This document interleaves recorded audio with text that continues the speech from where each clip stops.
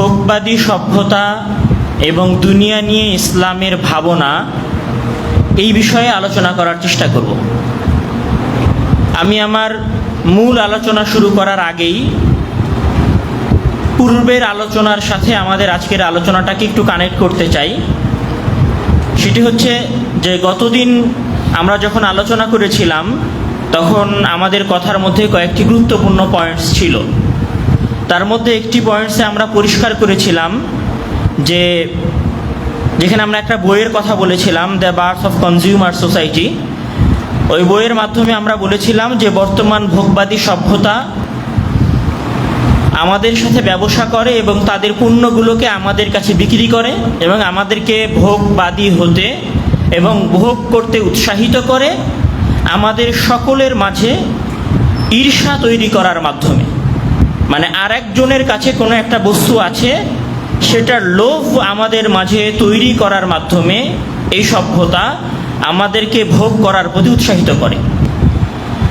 ওইখানে আমরা আরও একটি কথা জেনেছিলাম, যেটা হচ্ছে বিখ্যাত অর্থনীতিবিদ জন কিনেথ গলব্রেথের যে বিখ্যাত বই দি অ্যাফ্লুয়েন্ট সোসাইটি, সেই বই থেকে আমরা বলেছিলাম যে ভোগবাদী সভ্যতা আমাদেরকে ভোগের প্রতি উৎসাহিত করে বিজ্ঞাপন শিল্পের মাধ্যমে, এবং এই বিজ্ঞাপন শিল্পের মাধ্যমে তারা একটা আর্টিফিশিয়াল নিডস মানে মানুষের মাঝে কৃত্রিম চাহিদা তৈরি করে।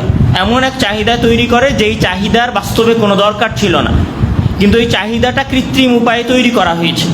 এবং যখন এই চাহিদাটা মানুষের ভিতরে তৈরি করা হয় তখন মানুষ এখানে নতুন নতুন জিনিস ক্রয়ের প্রতি আগ্রহী হয়, যেটার বাস্তবিক কোনো দরকার নেই। আমরা গতদিনের আলোচনায় আরও একটি বিষয় নিয়ে আলোচনা করেছিলাম যে এই ভোগবাদী সভ্যতা আমাদেরকে বর্তমান দুনিয়ার অনেক কিছু ক্রয়ের প্রতি উৎসাহিত করে এইটা বলে যে আমরা যদি এই জিনিসটা ক্রয় করি বা কিনি তাহলে আমরা সুখী হব।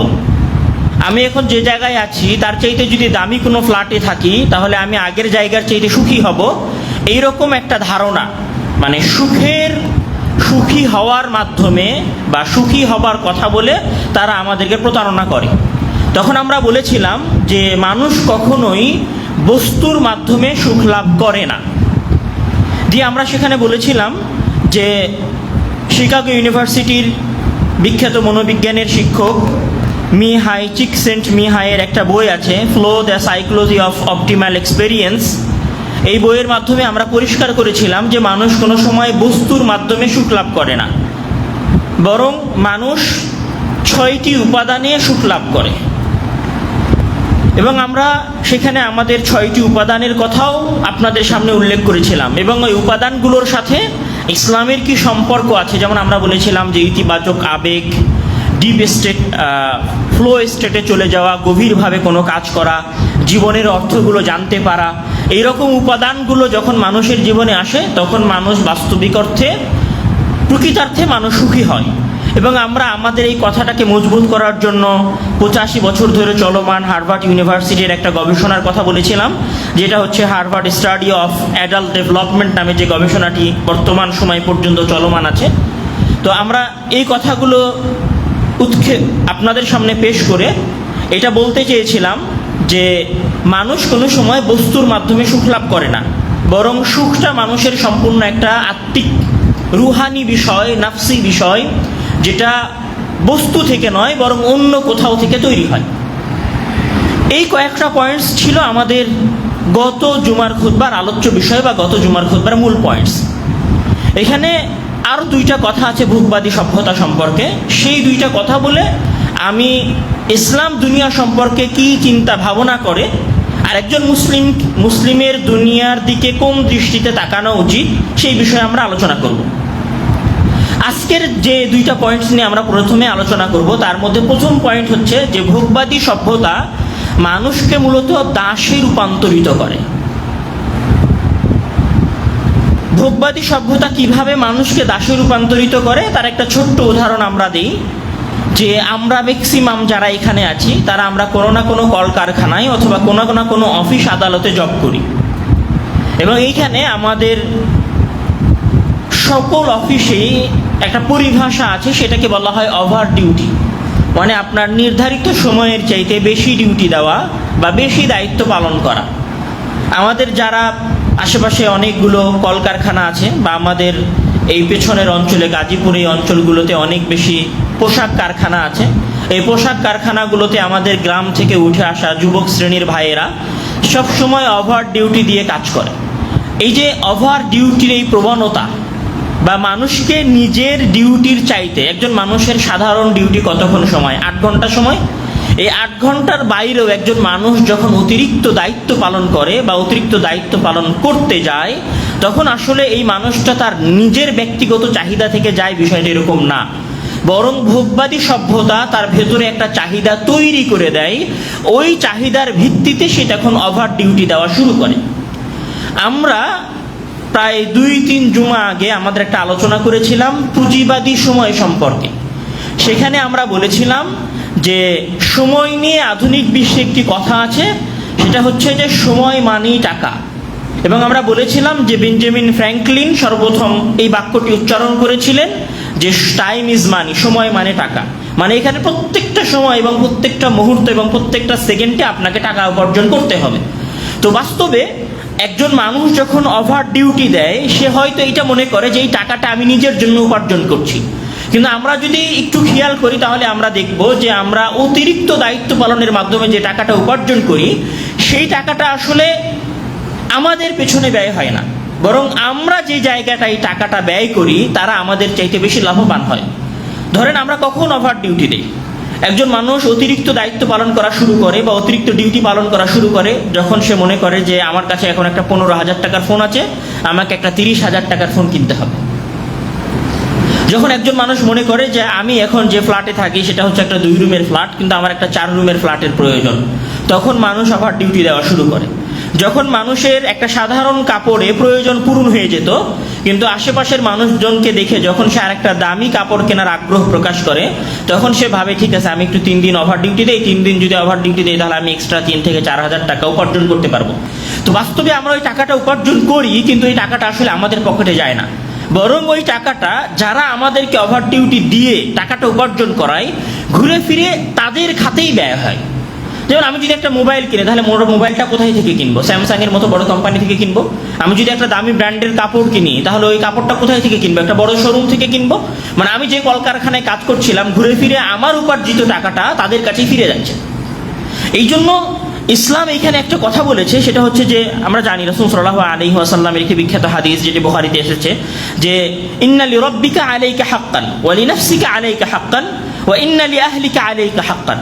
যে তোমার রবের তোমার উপর কিছু অধিকার আছে, তোমার নিজের, তোমার নাফসের তোমার উপর কিছু অধিকার আছে, এবং তোমার পরিবারের তোমার নিজের উপর কিছু অধিকার আছে। মানে একজন মানুষ শুধু এরকম না যে সে নিজের সর্বস্ব বিলিয়ে দিবে শুধু টাকা উপার্জনের পেছনে, বা 24 ঘন্টার মধ্যে সে মাত্র 18 ঘন্টা সময় পরিশ্রম করবে। যেমন এখনকার যুগের ছেলেপেলেরা কি করতেছে, বিশেষ করে যারা অনলাইনে কাজ করে, এরা হচ্ছে মিডনাইটে কাজ করে, রাত্রে এরা ঘুমায় না, দীর্ঘ রাত ধরে কাজ করতেছে। কেন? এখানে একটা মোটা অঙ্কের টাকা আছে, 2-2.5 লাখ, 3 লাখ টাকা, 4 লাখ, 5 লাখ, 10 লাখ টাকা মাসে ইনকাম হবে। তো এইখানে আপনি আপনার শরীরের হককে নষ্ট করছেন। আপনার শরীর কি চায় যে আপনি রাত্রে ঘুমাবেন? কেননা মহান আল্লাহ তাআলা কি বলছেন যে ওয়াজআলনাল লাইলা লিবাসা, আমরা রাতকে তোমাদের জন্য কিসের উপযোগী করে দিয়েছি? তোমরা যেন সেটাতে আরাম করতে পারো, তোমরা যেন সেখানে ক্লান্তি দূর করতে পারো। কিন্তু আমরা টাকা উপার্জনের জন্য আমাদের শরীরের আরাম, শরীরের যে অধিকার, শরীরের যে হক, সেটা আমরা দিচ্ছি না। এই শরীরের হক শুধু আমরা দিই না, অনেক সময় আমরা টাকা উপার্জনের জন্য আমাদের পরিবারকেও হক দেই না। কিভাবে হক দেই না? না, আমি এই ছুটিতে আমি এখন বাসায় যাব না, তুমি একটু কষ্ট করে মানায় নাও, এই ছুটি আমি ঢাকাতেই থাকতে চাই, ছুটির দিনগুলো আমি ডিউটি দিলে আরো 2-4 হাজার টাকা কামাতে পারবো। আপনি এই বাক্যের মাধ্যমে আপনার পরিবারের হক নষ্ট করেছেন। এরকম অসংখ্য প্রবাসী আছে আমাদের দেশে যারা একবার বিদেশে যাওয়ার পরে 3-4 বছরে আর কোনো সময় দেশে ফিরে নাই। সে চাইলে দেশে ফিরতে পারতো, কিন্তু বারবার যখনই সে দেশে ফিরতে চেয়েছে তখনই তার মনে হয়েছে যে আমার এত কোটি টাকা ঋণ আছে, আমি যদি বাসায় যাই তাহলে 1 মাস আমাকে বাসায় বসে থাকতে হবে, আমি কিভাবে বাবা মায়ের মুখ দেখাবো, আমি কিভাবে আমার স্ত্রীর সামনে যাব, আমি কিভাবে আমার সন্তান সন্ততির সামনে যাব। আপনি কিভাবে আপনার স্ত্রী সন্তান সন্ততির সামনে যাবেন, এটা তো বড় বিষয় নয়, বরং বড় বিষয় হচ্ছে যে আপনার স্ত্রীর আপনার উপরে যে অধিকার আছে, আপনার স্ত্রীর আপনার উপরে যে হক আছে, আপনি সেই হকটা আদায় করতে পেরেছেন কিনা। আপনার স্ত্রীর হক কি? আপনার স্ত্রীর হক হচ্ছে আপনি তার শারীরিক চাহিদা পূরণ করবেন। আপনার স্ত্রীর হক কি? আপনার স্ত্রীর হক হচ্ছে আপনি তাকে তার যথাযথ সম্মান এবং মর্যাদাটা দিবেন। যথাযথ সম্মান এবং মর্যাদাটা কি? তাকে আদর দেওয়া, তাকে স্নেহ করা, তাকে ভালোবাসা। কোনোদিন দূর থেকে তো মানুষের পূর্ণ ভালোবাসা পূর্ণ হয় না। তাহলে আপনি কি করছেন? আপনার স্ত্রীর হককে নষ্ট করছেন, আপনার সন্তান সন্ততির হককে নষ্ট করছেন, আপনার নিজের যে হক, আপনার নাফসের যে হক আপনার উপর আছে, আপনি সেটাও নষ্ট করছেন। মানে ইসলাম এই জায়গায় যে আইডিয়াল যে আদর্শটা দিয়েছে সেটা হচ্ছে যে একটা মধ্যম জায়গায় দাঁড়িয়ে থেকে মানুষ পরিশ্রম করবে, মধ্যম জায়গায়, যেখানে পরিবারের হক রক্ষা হবে, সন্তান সন্ততির হক রক্ষা হবে, নিজের হক রক্ষা হবে। একজন মানুষ যখন একটা মধ্যম জায়গায় দাঁড়িয়ে পরিশ্রম করে, তখন ওভার ডিউটি নামক যে বাক্যটা আছে, এই বাক্যটা আমাদের কালচার থেকে সম্পূর্ণ বিলুপ্ত হয়ে যাওয়া উচিত। এবং ভোগবাদী সভ্যতা এই ওভার ডিউটি বা অতিরিক্ত টাকা, দেখবেন সকল অফিসে একটা অপশন থাকে যে দেখেন আপনি 8,000 টাকা পাবেন, তবে আপনি যদি ওভার ডিউটি দেন তাহলে আপনার মাসে বেতন দাঁড়াবে 16,000 টাকা। এটা একটা লোভ, এটা একটা টোপ আপনার সামনে দেওয়া হয়। আমরা সবাই সেই টোপটা নেই। এটা কোথায় থেকে আসে? এটা ভোগবাদী সভ্যতা থেকে আসে। কিন্তু আপনি যত বেশি প্রোডাকশন করে দিবেন তাদের তত বেশি ইনকাম হবে। মানে বিষয়টা হচ্ছে এরকম যে আমি 8 ঘন্টার জায়গায় 14 ঘন্টা ডিউটি দিচ্ছি। 14 ঘন্টা ডিউটি দিয়ে আমি ধরেন আগে 10,000 পিস কাপড় উৎপাদন করতাম, এখন আমি 16,000 পিস কাপড় উৎপাদন করছি। ওই 16,000 পিস কাপড় উৎপাদন করে আমি দিচ্ছি, বিনিময়ে সে আমাকে 8,000 টাকা বেশি দিচ্ছে। ওই 8,000 টাকাটা আমার পকেট থেকে বের হয়ে আবার ঘুরে ফিরে তার পকেটেই চলে যাচ্ছে। ঘুরে ফিরে, হয়তো সরাসরি যাচ্ছে না, মানে সরাসরি কান ধরা, আর একটা হচ্ছে পিছন দিয়ে ঘুরিয়ে কান ধরা। আমাদের পকেট থেকে টাকা বের হচ্ছে ঠিকই, কিন্তু সেটা আমরা অনুধাবন করতে পারছি না বা বুঝতে পারছি না। দিন শেষে তারাই লাভবান হচ্ছে যারা এই সমাজের অর্থনীতির মূল জায়গায় বসে আছে। তো ভোগবাদী সভ্যতা সবচেয়ে ভয়ঙ্কর যে জিনিসটা করে সেটা হচ্ছে মানুষকে দাসে রূপান্তরিত করে দেয়, গোলামে রূপান্তরিত করে দেয়। আমরা যদি অফিস আদালতের দিকে তাকাই এবং আমরা যদি আমাদের ব্যক্তিগত জীবনে তাকাই, তাহলে আমরা সবাই দেখতে পাবো যে আমরা একটা দাসের মতো হয়ে কাজ করি একটা অফিসে। সবাই এখানে আমরা যারা আছি সবাই ঢাকা শহরে ম্যাক্সিমাম সবাই চাকুরিজীবী, সবাই এই জিনিসটা সবচেয়ে ভালো উপলব্ধি করতে পারবে। ভোগবাদী সভ্যতার দ্বিতীয় যে পয়েন্ট যেটা নিয়ে আজকে আমরা আলোচনা করব সেটা সবচেয়ে ভয়ঙ্কর। সেটা হচ্ছে ভোগবাদী সভ্যতা মানুষের মাঝে একটা তুলনার সংস্কৃতি তৈরি করে দেয়। তুলনা করা মানে একজনের সাথে আর একজনের অর্থ সম্পত্তি, টাকা পয়সা, ধন দৌলতের তুলনা করা, এবং নিজের অজান্তে এই তুলনার মাধ্যমে একটা প্রতিযোগিতামূলক পরিবেশ তৈরি হয়। এইখানে একজন বিখ্যাত অর্থনীতিবিদ আছেন, থরস্টেইন ভেবলেন ওনার নাম। উনি একটা বই লিখেছিলেন, the theory of the leisure class. এই বইয়ের মধ্যে উনি মন্তব্য করেছেন যে মানুষ কেবল তার জৈবিক প্রয়োজন মেটানোর জন্য পণ্য ক্রয় করে না, বরং সমাজে নিজের উচ্চ মর্যাদা, সম্পদ এবং ক্ষমতা প্রদর্শনের জন্য অর্থ ও সম্পদের দৃশ্যমান অপচয় করে। মানে একজন মানুষ শুধুমাত্র নিজের প্রয়োজন পূরণের জন্য টাকা পয়সা খরচ করে, বিষয়টা এরকম না, বরং সমাজে নিজের একটা স্ট্যাটাস, নিজের একটা সম্মান প্রদর্শনের জন্য, নিজের একটা ভাব দেখানোর জন্য সে তার টাকা পয়সা এবং অর্থ সম্পত্তিকে খরচ করে। বিখ্যাত দার্শনিক জ বদ্রিলার উনি বলছেন, দ্য কনজিউমার সোসাইটি এই বইয়ের মধ্যে উনি বলছেন যে পণ্যের দুইটা ব্যবহার আছে, একটা হচ্ছে দুইটা মূল্য আছে, একটা হচ্ছে ব্যবহারিক মূল্য আর একটা হচ্ছে চিহ্ন মূল্য। চিহ্ন মূল্য মানে একটা বস্তু যতটুকু না দরকার ব্যবহারের ক্ষেত্রে, আমরা তার ব্যবহারটাকে গুরুত্ব দিই না, বরং ওই বস্তুর সাথে যে মর্যাদাটা জড়িত আমরা সেটাকে বেশি গুরুত্ব দিই। আমি এই জিনিসটা একটু উদাহরণ দিয়ে বোঝাই। যেমন ধরেন আমাদের কারোর কাছে যদি আইফোন 15 প্রো ম্যাক্স অথবা 14 প্রো ম্যাক্স থাকে, আর কারোর কাছে যদি 17 প্রো ম্যাক্স থাকে আইফোনের, দুইটার আসলে ব্যবহারে কতটুকু পার্থক্য আছে? 19-20, 18-20 নাই। আপনারা যারা দামি ফোন ব্যবহার করেন তারা এটা ভালো বলতে পারবেন। ধরেন স্যামসাংয়ের যেটা হচ্ছে 24 আলট্রা আর বর্তমান যেটা আসছে 26 আলট্রা, এইগুলোর মাঝে জাস্ট পার্থক্য কোথায়? এআই এ সামান্য পার্থক্য তৈরি হয়েছে, অত বেশিও পার্থক্য তৈরি হয়নি। কিন্তু তারপরেও আমাদের যাদের কাছে 24 আলট্রা ছিল স্যামসাংয়ের, তারা আমরা সবাই 26-এ কনভার্ট হয়েছি। আর যাদের কাছে আইফোন 14 প্রো ম্যাক্স ছিল তারা আমরা সবাই এখান থেকে বের হয়ে 17 প্রো ম্যাক্সে গেছি। সবাই যারা আমাদের দেশের মোটামুটি টাকা পয়সা আলা অর্থ সম্পদশালী মানুষ, মোটামুটি একটা ভালো ব্যবসা করে, মাসে লাখখানিক টাকা কামায়, তারা সবাই সুইচ করেছে 17 প্রো ম্যাক্সে। এটা কি আসলে তারা ব্যবহারকে গুরুত্ব দিয়ে সুইচ করেছে? কেউ ব্যবহারকে গুরুত্ব দিয়ে সুইচ করে নাই, বরং ওইটার সাথে যে একটা মর্যাদা, মানে মর্যাদা বলতে ওটার সাথে একটা ভাব জড়িত আছে, একটা মুড জড়িত আছে, সবাই ওই মুডটার সাথে, যেটা হলদে কালার, এটা একটা ইউনিক রং, এটা দেখলেই বোঝা যাবে 17 প্রো ম্যাক্স, এইরকম একটা জায়গা থেকে সবাই কিন্তু এই ফোনটার দিকে সুইচ করেছে। ব্যবহারের পার্থক্যের কারণে খুব কম মানুষ ওই ধরনের জায়গায় গেছে। যেমন ধরেন আমাদের বাইক, আমরা সবাই বাইকের প্রতি আমাদের একটা ক্রেজ আছে। একটা সাধারণ বাইক ধরেন আমি যদি বলি যে আপনাদের জিক্সারের বা FZ এর যে ভার্সন 2 যে মডেলটা আছে, এইটার পরে যে ভার্সন 3 এসেছে, এই দুইটার মাঝে খুব বেশি পার্থক্য নাই। আর এইটার মাঝে রয়্যাল এনফিল্ডের মাঝে খুব বেশি পার্থক্য নাই। কিন্তু তারপরেও আমাদের কাছে একটা যখন থাকে তখন আমরা পরেরটাতে সুইচ করি। সবাই কি ব্যবহারকে গুরুত্ব দিয়ে সুইচ করি? ব্যবহারকে গুরুত্ব দিয়ে সুইচ করি না। তার ব্যবহারিক মূল্য আমাদের কাছে নাই, বরং তার চিহ্নের মূল্য আমাদের কাছে আছে, সিম্বল, ব্র্যান্ডের মূল্যটা আমাদের কাছে আছে। ওইটার সাথে যে একটা ভাব, মানে আমি যখন যাব রয়্যাল এনফিল্ড চালিয়ে তখন তো সমাজের মানুষ আমার দিকে তাকাবে, এইটার যে মানসিকতা, এই মানসিকতা থেকে আমরা ক্রয় করি। এবং ওইটা দেখে আরেকজন কেনার চেষ্টা করে যে উমুকের কাছে এই বাইকটা আছে, উমুকের কাছে এই মোবাইলটা আছে, আমাকে এই মোবাইলটা কিনতে হবে। এটাকে বলা হয় তুলনার সংস্কৃতি। তো ভোগবাদী সভ্যতা ভয়ঙ্কর যে জিনিসটা করেছে আমাদের পুরো সমাজে, সেটা হচ্ছে তুলনার সংস্কৃতি তৈরি করেছে। কারণ এই তুলনার সংস্কৃতি যদি না থাকে তাহলে এই পৃথিবীর যেগুলো দামি দামি পণ্য সেগুলো বিক্রি হবে না। যেমন ধরেন একজন মানুষ, একজন টাকা পয়সাওয়ালা দামি মানুষ যদি একটা গাড়ি ব্যবহার করে, তাহলে সর্বোচ্চ সে কত দামি গাড়ি তার ব্যবহার করা প্রয়োজন? ধরেন সে যদি 100 কোটি টাকার মালিক হয় তাহলে তার জন্য 1 কোটি টাকার একটা গাড়ি আনা। 1 কোটি টাকার গাড়িতে যে পরিমাণ সুযোগ সুবিধা থাকে সেটা যথেষ্ট। কিন্তু তারপরেও ওই 1 কোটি টাকার গাড়ি বাদ দিয়ে দেখবেন যে তার কাছে এরকম 2-3টা গাড়ি আছে যেগুলো 10, 15, 20 কোটি টাকা দামের। কেন? জাস্ট এই জন্য যে ওইটা দিয়ে যখন সে রাস্তায় চলাফেরা করবে, এটা একটা আলাদা মর্যাদা যে তার কাছে অমুক মডেলের, অমুক ব্র্যান্ডের, এত দামের 25 কোটি 30 কোটি টাকা মূল্যের একটা গাড়ি আছে। তো এই পুরো ভোগবাদ, বা আমি যদি বলি যে পুরো ব্যবসায়িক সার্কেলটা মূলত আমাদের এই তুলনার সংস্কৃতির উপরে চলে।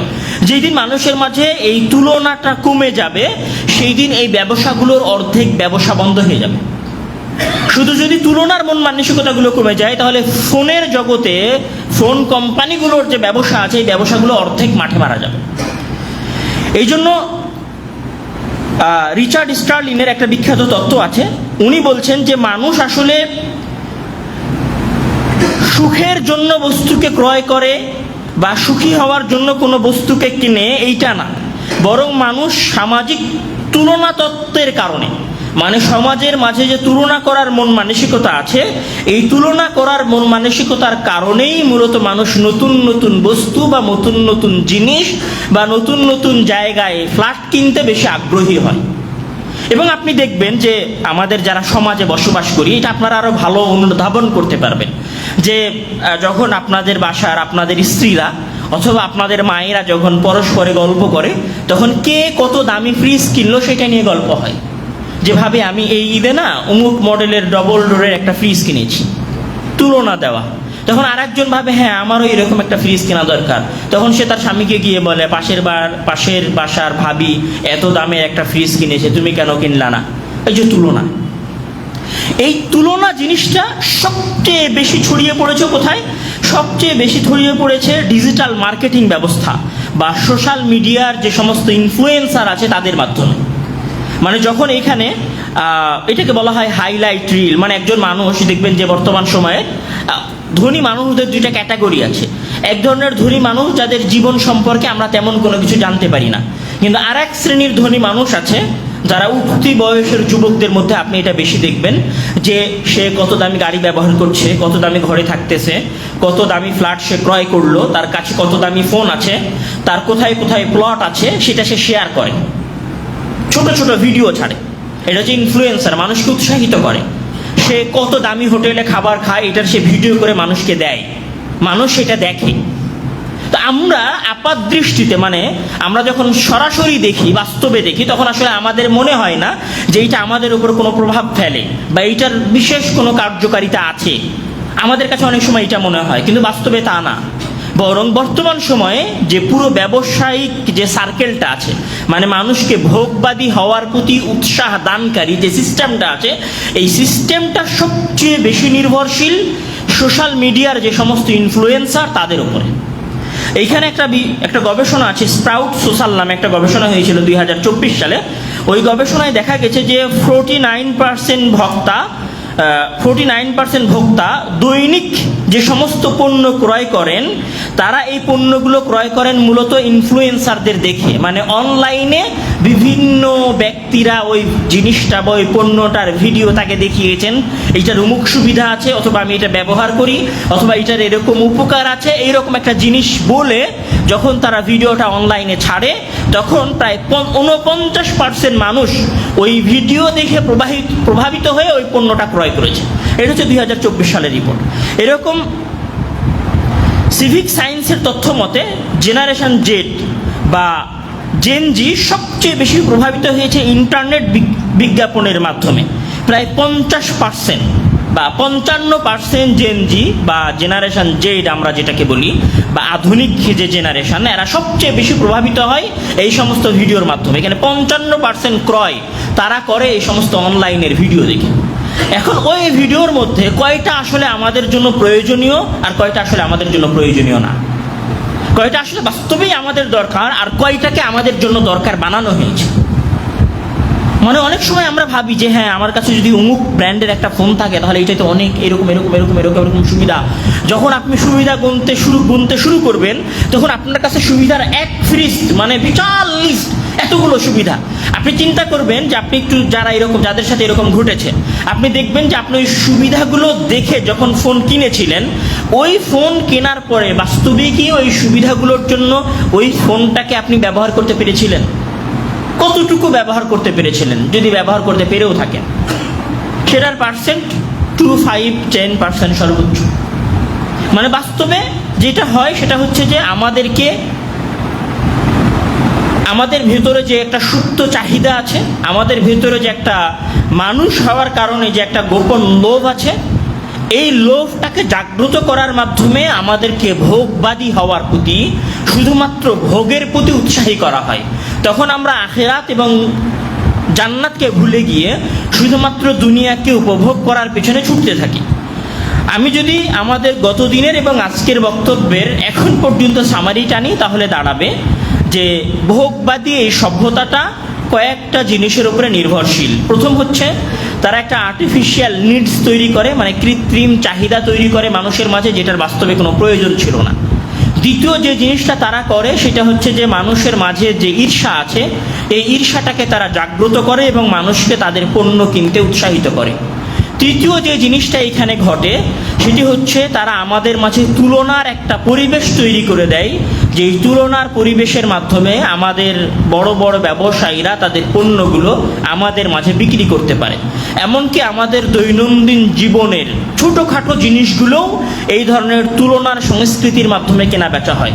কারো বাসায় যদি একটা 4 পাখার ফ্যান থাকে, তাহলে হিসাব করলে বা খোঁজ নিলে দেখা যাবে যে সে পাশের বাসার কোনো পাশের ফ্ল্যাটের কারো ঘরে ওই 4 পাখার একটা ফ্যান দেখেছিল, ওইখান থেকে নিজের বাসাতে একটা 4 পাখার ফ্যান কিনেছে।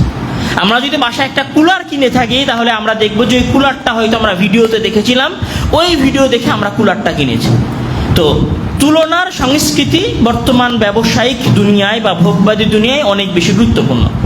আমরা যদি চতুর্থ পয়েন্টে বা পঞ্চম পয়েন্টে আসি, তাহলে দাঁড়াবে যে ভোগবাদী সভ্যতা আমাদেরকে বাস্তবিক অর্থে একজন কর্মজীবী নয়, বরং বাস্তবিক অর্থে আমাদেরকে দাস হিসাবে রূপান্তরিত করে বা গোলাম হিসেবে রূপান্তরিত করে আমাদের মনের অজান্তেই। আমরা জানতেও পারি না, আমরা বুঝতেও পারি না যে আমরা দাস হয়ে গেছি, কিন্তু আমরা দাস হয়ে গেছি। এবং এত গভীরভাবে আমরা দাস হয়ে যাই যে তখন আমাদেরকে আমাদের সন্তানের ভালোবাসা, আমাদের স্ত্রীর মমতা, আমাদের স্ত্রীর ভালোবাসাগুলো আমাদেরকে, বা আমাদের বাবা মায়ের ভালোবাসাগুলো আমাদেরকে আর আকর্ষণ করে না। আমরা এত গভীরভাবে দাস হয়ে যাই। তখন এরকম মনে হয় যে আমি যে কষ্টটা করছি, এই কষ্টটা হয়তো আমি আমার পরিবারের জন্য করছি। তখন আমাদের কাছে এইরকম একটা পরিবেশ তৈরি হয়ে যায়। সব মিলিয়ে এই বিষয়গুলো ছিল ভোগবাদী সভ্যতার মানুষকে দেওয়া ধারণা, বা ভোগবাদী সভ্যতা যেভাবে ভোগের এই তন্ত্রটাকে বা ভোগের এই মন্ত্রগুলোকে চালু রেখেছে, তার একটা ধারণা আমি আপনাদের সামনে দিলাম। এই জায়গায় এসে যে কথাটা আমি এখন বলতে চাই সেটি হচ্ছে যে আসলে দুনিয়া বা ভোগ সম্পর্কে ইসলামের ধারণা কি। মানে তাহলে কি আমি এখন কোনো দামি ফোন কিনবো না? আমি কি দামি কোনো জায়গায় ফ্ল্যাট ক্রয় করব না? আমি কি আমার একটা দামি গাড়ি ক্রয় করতে পারি না? না আসলে ইসলাম দুনিয়া সম্পর্কে কি বলে, ভোগ সম্পর্কে ইসলাম কি বলে। আমরা যদি আচ্ছা, এখানে আরেকটা কথা, যে তুলনার কথাটা যখন বলছিলাম তখন একটা হাদিস এবং একটা আয়াত আসলে না বললেই নয়। সেটা হচ্ছে যে আসলে তুলনা জিনিসটা কত ফিতনা। যে রাসূল সাল্লাল্লাহু আলাইহি ওয়াসাল্লাম বলছেন, আবু হুরায়রা রাদিয়াল্লাহু তাআলা আনহুর হাদিস, যে হাদিসটা মুসলিমে এসেছে, উনি বলছেন যে উনদুরু ইলা মান হুয়া আসফালা মিনকুম ওয়া লা তানদুরু ইলা মান হুয়া ফাওকাকুম।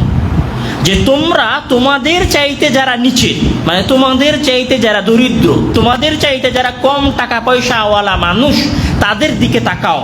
তোমরা তাদের দিকে তাকিও না যারা তোমাদের চাইতে বেশি ধনী, তোমাদের চাইতে যারা বেশি অর্থ সম্পদশালী, তাদের দিকে তাকায়ও না। মানে এই যে একটা ফিতনার মতো। এবং এই ফিতনায় যখন একটা সমাজ চলা শুরু করে, তখন সে আসলে এই ফিতনা থেকে আর বের হতে পারে না। রাসূল, মহান আল্লাহ তাআলা রাসূল সাল্লাল্লাহু আলাইহি ওয়াসাল্লামকে উদ্দেশ্য করে বলছেন, রাসূলকে উদ্দেশ্য করে বলছেন যে ওয়ালা তামুদ্দান্না আইনাইকা ইলা মা মাত্তা'না বিহি আজওয়াজাম মিনহুম যাহরাতাল হায়াতিদ দুনিয়া লিনাফতিনাহুম ফীহি ওয়া রিজকু রাব্বিকা খায়রুন ওয়া আবকা। যে আমরা তাদের স্ত্রীদেরকে যে সমস্ত ভোগ বিলাসের বস্তু দিয়েছি, লা তামুদ্দান্না আইনাইকা, আপনি আপনার দৃষ্টি তাদের দিকে দিয়েন না। মানে আসলে এই জিনিসটা কতটা ভয়ঙ্কর, যে আরেকজনের পণ্যের দিকে তাকানো। আমি যদি বলি যে বাংলাদেশের পরিবারগুলোতে যে সমস্ত লড়াই বা স্বামী স্ত্রীর মাঝে যে সমস্ত দ্বন্দ্ব বা স্বামী স্ত্রীর মাঝে যে সমস্ত মনোমালিন্যতা আছে, এই মনোমালিন্যতাগুলোর একটা বিশাল পার্সেন্টেজ শুধুমাত্র এই কারণে যে স্ত্রী যেটা চেয়েছে স্বামী সেটা দিতে পারে নাই। আর ওই স্ত্রীর চাহিদাটা কোথায় থেকে তৈরি হয়েছে? পাশের বাসার ভাবিকে দেখে তৈরি হয়েছে। তুলনার এই সংস্কৃতি থেকেই আমাদের অধিকাংশ পরিবারগুলো নষ্ট হয়ে গেছে। তুলনার এই সংস্কৃতি থেকেই আমাদের অসংখ্য মানুষের মাঝের পারস্পরিক সম্পর্কগুলো নষ্ট হয়ে গেছে। এবং ভাইয়ের মাঝে সম্পর্ক নষ্ট হয়েছে, যে দেখো তোমার ভাইয়ের কাছে এত কোটি টাকা, তোমার কাছে তো টাকা নাই, এইরকম একটা চিন্তা থেকে নিজেদের অভ্যন্তরীণ সম্পর্কগুলো নষ্ট হয়ে গেছে। সম্মানিত উপস্থিতি, আমি এখন যে বিষয়ে আলোচনা করতে চাচ্ছি সেটি হচ্ছে যে ইসলাম দুনিয়া সম্পর্কে কি ধারণা রাখে।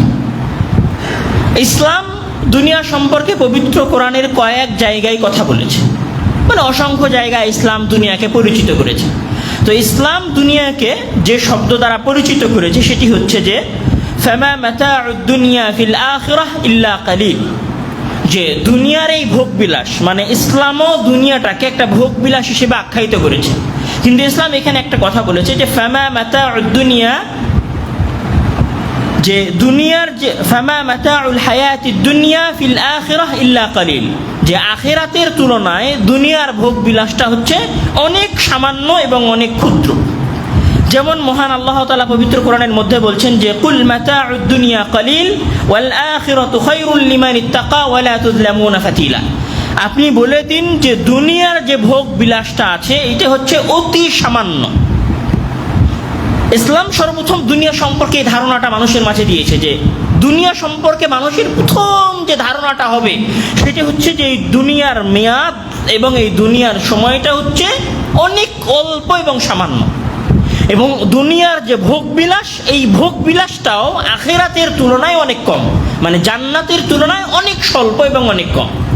মানে আমরা যদি কোনো ব্যক্তির গুলশানে একটা 10 তলা বিল্ডিংও দেখি, তাও ইসলাম আমাদেরকে বলছে যে ওই 10 তলা বিল্ডিং দেখে আপনাকে এইটা কল্পনা করতে হবে যে জান্নাতের তুলনায় এই 10 তলা বিল্ডিং অনেক ক্ষুদ্র এবং নগণ্য।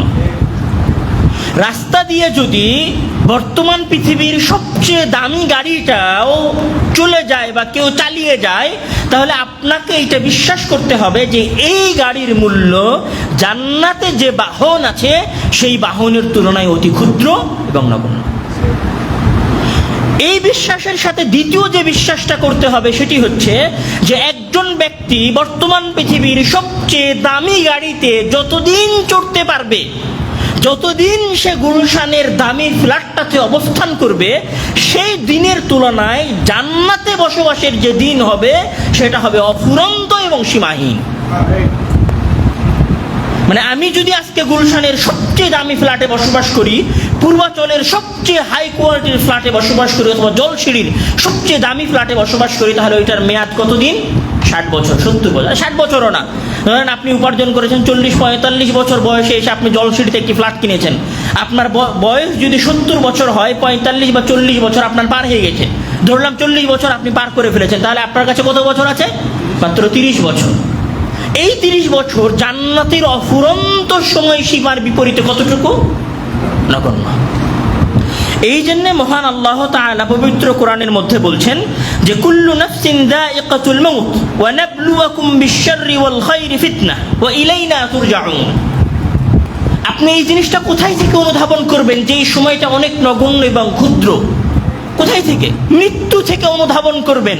আপনি যখন মৃত্যুকে দেখবেন, রাসূল সাল্লাল্লাহু আলাইহি ওয়াসাল্লাম বলেন যে আকসিরু যিকরা হাযিমিল লাযযাত, মানে যে জিনিসটা দুনিয়ার ভোগ বিলাস থেকে মানুষকে বিচ্ছিন্ন করে দিয়েছে, দুনিয়ার ভোগ বিলাস থেকে মানুষকে দূরে সরিয়ে দিয়েছে, সেটা হচ্ছে কি? মৃত্যু। মানে যখন তোমরা কোনো মানুষের BMW গাড়ি দেখো, তখন তোমরা এটা ভাবো, এটা কল্পনা করো যে মৃত্যু পর্যন্ত বাস, মৃত্যু যেই দিন শেষ সেই দিন তার সাথে এই গাড়িতে চলা, এই ভোগ বিলাসের জিন্দেগি, রয়্যাল এনফিল্ডের এই মেয়াদ সব শেষ। এই জন্য মানুষকে মৃত্যুর প্রতি চরমভাবে বিশ্বাস রাখতে হবে। মানুষ যখন মৃত্যুকে বিশ্বাস করা শুরু করবে, তখন মানুষ দুনিয়ার সময়ের ক্ষুদ্রতা সম্পর্কে অনুধাবন করতে পারবে। এবং রাসূল সাল্লাল্লাহু আলাইহি, মহান আল্লাহ তাআলা পবিত্র কোরআনে দুনিয়াকে আরো একটা শব্দ দিয়ে আখ্যায়িত করেছেন, সেটি হচ্ছে কি? ওয়ামাল হায়াতুদ দুনিয়া ইল্লা মাতাউল গুরুর, যে দুনিয়াটা হচ্ছে ধোঁকা। তাহলে আমরা দুনিয়ার কয়টা পরিচয় পেলাম? যে দুনিয়ায় যে ভোগবিলাস, এই ভোগবিলাস জান্নাতের ভোগবিলাসের তুলনায় একদম নিম্নমানের ভোগবিলাস, মানে ওই কোয়ালিটি আর এই কোয়ালিটির মাঝে কোটি কোটি গুণ তফাৎ আছে। এটা হচ্ছে প্রথম। দ্বিতীয় যেটা আমরা পেয়েছি, যে আখিরাতের যে জিন্দেগি হবে, সেই জিন্দেগির যে মেয়াদ হবে, সেই মেয়াদ আর দুনিয়ার মেয়াদ হাজার হাজার গুণ কম বেশি।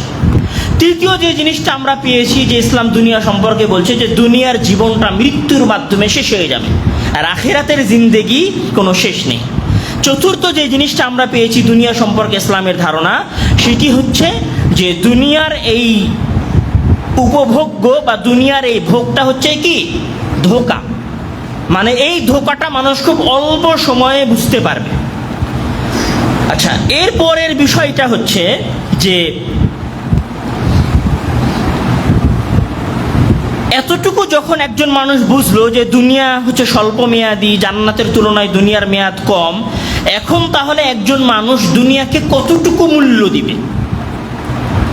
দুনিয়াকে একজন মানুষের কতটুকু মূল্য দেওয়া উচিত?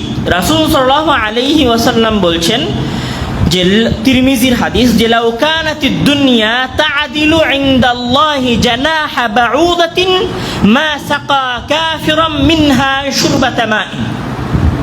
একজন মুসলিম দুনিয়াকে ততটুকুই মূল্য দিবে যতটুকু মূল্য আল্লাহ তাআলা দিয়েছেন। তো আল্লাহ তাআলা এই দুনিয়ার কতটুকু মূল্য নির্ধারণ করেছেন? রাসূল সাল্লাল্লাহু আলাইহি ওয়াসাল্লাম বলছেন যে এই দুনিয়ার মূল্য যদি আল্লাহ তাআলার কাছে একটা মাছির পাখার সমপরিমাণ হতো, তাহলে আল্লাহ তাআলা একটা কাফেরকে এক ঢোক পানি পান করারও সুযোগ দিতেন না। মানে আল্লাহ তাআলার কাছে এই দুনিয়ার কোনো মূল্য নাই। মানে আল্লাহ তাআলার কাছে যদি এই দুনিয়ার বিন্দুমাত্র মূল্য থাকতো, তাহলে আল্লাহ তাআলা কোনো কাফেরকে পানি পান করার সুযোগ দিতেন না। তাহলে একজন মুসলিমের দুনিয়াকে মূল্যায়ন কতটুকু হবে? একজন মুসলিমের এই দুনিয়ার কোনো মূল্য নাই। একজন মুসলিমের কাছে এই দুনিয়ার কোনো মূল্য নাই। রাসূল সাল্লাল্লাহু আলাইহি ওয়াসাল্লাম আরও একটা হাদিস স্পষ্ট করছেন, যেটা মুসলিমের হাদিস। উনি বলছেন যে ওয়াল্লাহি মা দুনিয়া ফিল আখিরাহ ইল্লা মিসলু মা ইয়াজআলু আহাদুকুম ইসবাআহু ফিল ইয়াম্মি ফালইয়ানজুর বিমা ইয়ারজা।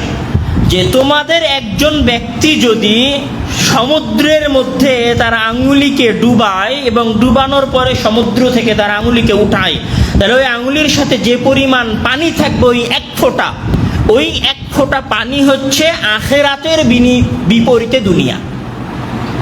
বুঝতে পারেননি মনে হয় কথা? মানে আখিরাতের বিপরীতে, মানে ওই বিশাল সমুদ্রের মাঝে এক ফোঁটা পানি যেমন, আখিরাতের ওই বিশাল সুযোগ সুবিধা আর দীর্ঘ মেয়াদের মাঝে দুনিয়ার সময় আর দুনিয়ার সুযোগ সুবিধা হচ্ছে ততটুকু। রাসূল সাল্লাল্লাহু আলাইহি ওয়াসাল্লাম আরেকটা হাদিসে বলছেন যে যে আমি হাদিসটা পড়ছি না, রাসূল সাল্লাল্লাহু আলাইহি ওয়াসাল্লাম ওই হাদিসে একটা কান কাটা মৃত ছাগল দেখিয়ে তার সাহাবীদেরকে উদ্দেশ্য করে বলছেন যে তোমাদের কেউ কি এই কান কাটা মৃত ছাগলটা 1 দিরহাম বা 1 দিনারের বিনিময়ে ক্রয় করবে? তখন সাহাবীরা সবাই বললেন না, আমরা এটা কেউ ক্রয় করবো না 1 দিরহাম বা 1 দিনারের বিনিময়ে। তখন রাসূল সাল্লাল্লাহু আলাইহি ওয়াসাল্লাম বলছেন যে লিদ্দুনিয়া আহাউনু আলাল্লাহি মিন হাদা আলাইকুম, যে আল্লাহ তাআলার কাছে এই দুনিয়ার মূল্য এই মৃত ছাগলের চাইতেও কম। তাহলে একজন মুসলিম দুনিয়ার কতটুকু মূল্য নির্ধারণ করবে? এই দুনিয়ার কোনো মূল্যই একজন মুসলিমের কাছে নাই, কোনো মূল্য, বিন্দুমাত্র মূল্য একজন মুসলিম এই দুনিয়াকে দিবে না। তাহলে কি একজন মুসলিম দুনিয়ায় জীবিকা অনুসন্ধান করবে না? তাহলে কি একজন মুসলিম দুনিয়ায় উপার্জন করবে না? অবশ্যই একজন মুসলিম তার সাধ্যমতো এই জিন্দেগিতে টাকা উপার্জনের, অর্থ উপার্জনের চেষ্টা করবে। ততটুকু চেষ্টা করবে যতটুকুতে তার শরীরের হক নষ্ট হবে না, ততটুকু চেষ্টা করবে যতটুকুতে তার পরিবারের হক নষ্ট হবে না, ততটুকু পরিশ্রম করবে যতটুকু পরিশ্রমে তার সন্তান সন্ততির হক নষ্ট হবে না। যেমন মহান আল্লাহ তাআলা পবিত্র কোরআনের মধ্যে বলছেন যে মান ইয়াকুল রব্বানা আতিনা ফিদ দুনিয়া হাসানাতাও ওয়া ফিল আখিরাতি হাসানাতাও ওয়া কিনা আযাবান নার, যে আমরা এই দুনিয়াটা চাইবো কতটুকু? যতটুকুতে কল্যাণ আছে এই দুনিয়ার, বেশি না। রাসূল মহান আল্লাহ তাআলা আরো বলছেন যে ফাইদা কুদিয়াতিস সালাতু ফান্তাশিরু ফিল আরদি ওয়াবতাগু মিন ফাদলিল্লাহ, যে যখন তোমাদের সালাত শেষ হয়ে যায় তখন তোমরা জীবিকা উপার্জনের জন্য বের হও। তার মানে ইবাদত করার পরে, আল্লাহর দ্বীনকে ঠিক রাখার পরে যতটুকু এই দুনিয়াকে উপার্জন করা যাবে ততটুকু আমরা এই দুনিয়াকে উপার্জন করতে পারি।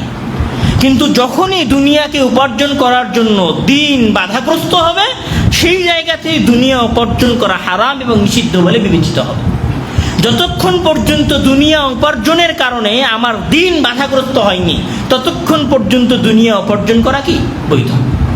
এখানে দুনিয়া উপার্জনের বিষয়ে আরেকটা কথা খেয়াল রাখা উচিত যে রাসূল সাল্লাল্লাহু আলাইহি ওয়াসাল্লাম বলছেন যে কোনো ব্যক্তির লক্ষ্য উদ্দেশ্য যদি হয় দুনিয়া উপার্জন করা, তাহলে আল্লাহ তাআলা তার সামনে সকল কিছুকে বিক্ষিপ্ত করে দেন।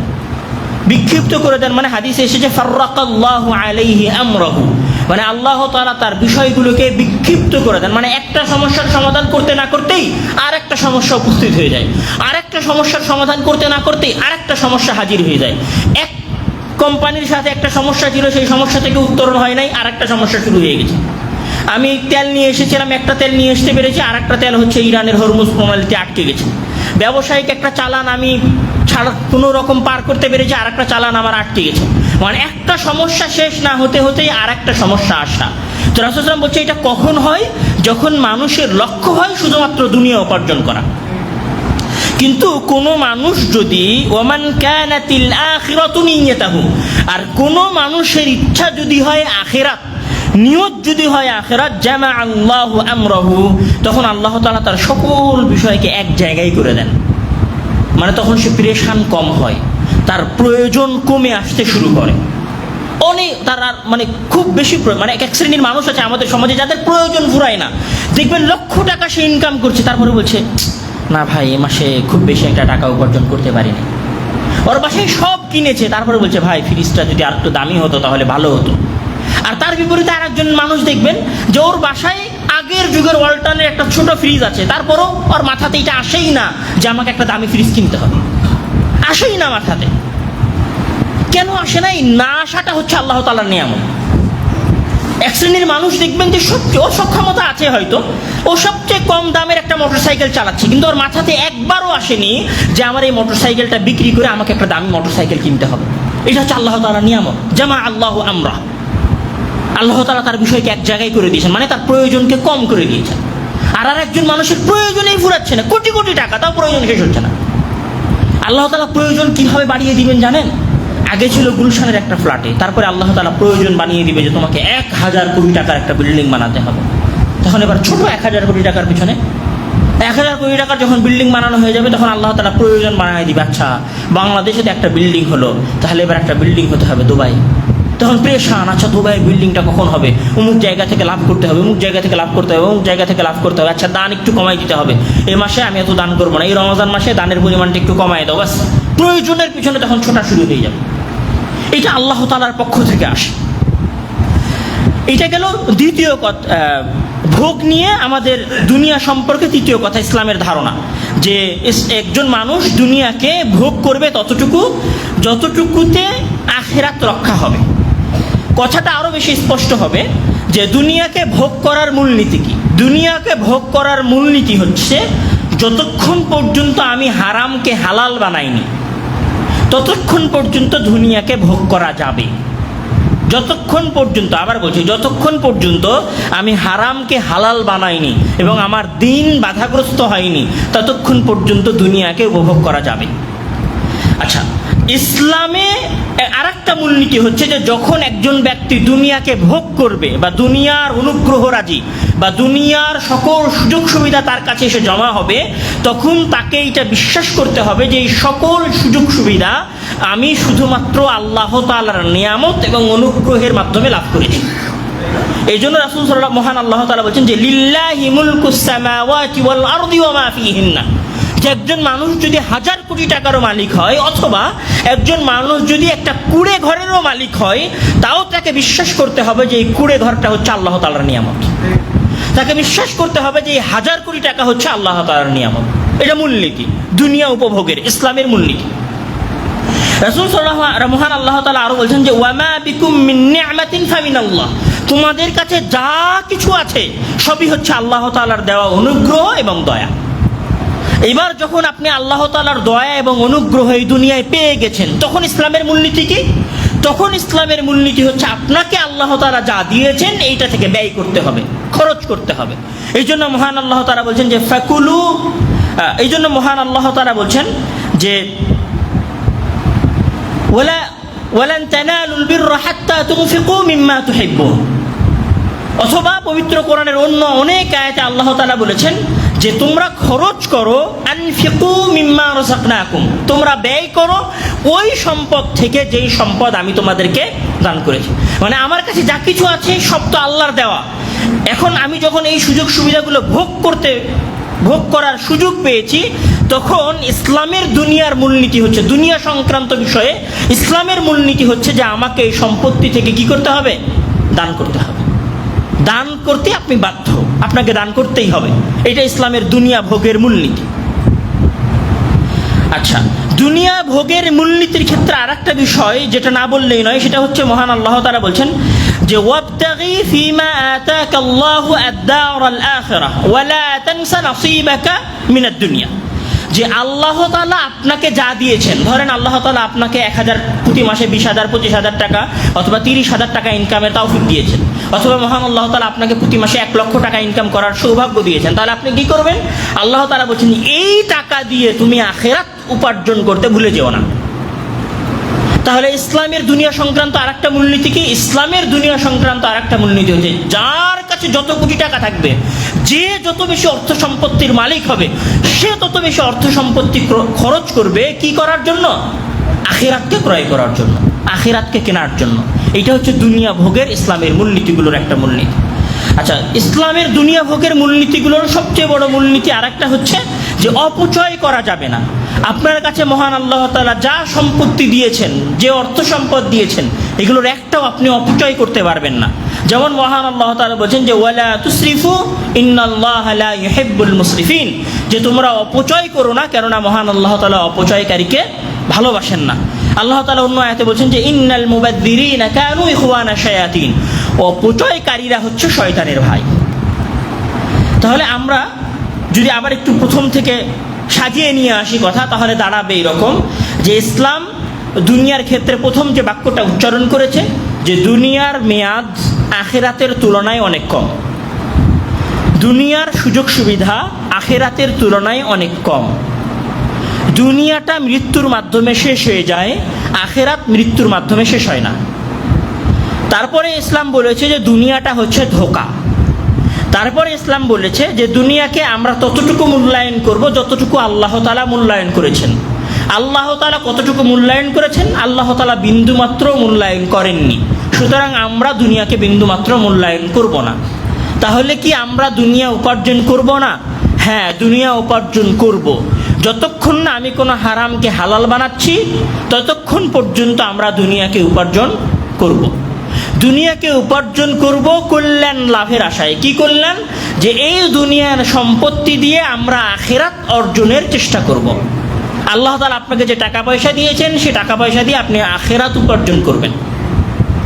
আচ্ছা, তারপরের যে কথাটা এসেছে দুনিয়া সম্পর্কে ইসলামের, তারপরে ইসলামের দুনিয়া সম্পর্কে যে কথাটা এসেছে সেটা হচ্ছে যে আপনি এই দুনিয়ায় যা কিছু উপার্জন করেছেন তার একটা টাকাও বা একটা অর্থ আপনি অপচয় করতে পারবেন না।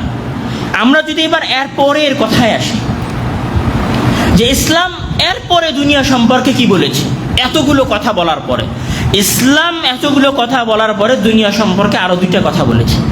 এক, যে একজন মানুষকে দুনিয়া অর্জনের ক্ষেত্রে অল্পে তুষ্ট হওয়ায় অভ্যস্ত হতে হবে।